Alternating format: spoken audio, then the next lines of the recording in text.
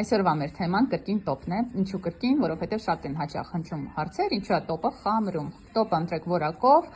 մի ափսոսացեք, որովհետև տոպը գլխավոր դերն է խաղում, վերջնական տեսք ապահովելու համար, եւ առաջինը եկեք հասկանանք ինչ տոպ ընտրել, ընտրում եք կամ ջրի կամ միջին ջրիկության տոպ, շատ խիտ տոպը ձեզ կխանգարի աշխատել։ Տոպից շատ բան է կախված, դուք կարող եք ձեր աշխատանքը ավելի գեղեցկացնել եւ ավելի փչացնել հենց տոպով։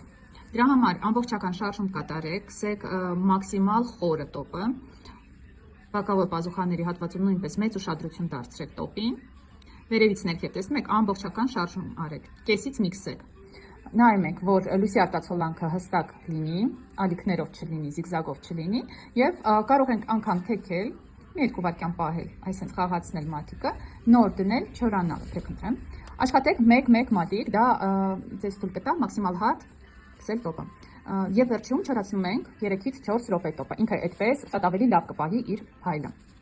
Հանելուց հետո, երբ մենք լամպից հանում ենք ձեռքը, անմիջապես կպնել պետք չի կարելի, հաճախորդներն են զգուշացրեք, որ իրանք սենց հանում են, չէ՞, լամպի մեջից միանգամից սենց շոշափում են, անել չի կարելի, տոպը միանգամից խամրում է։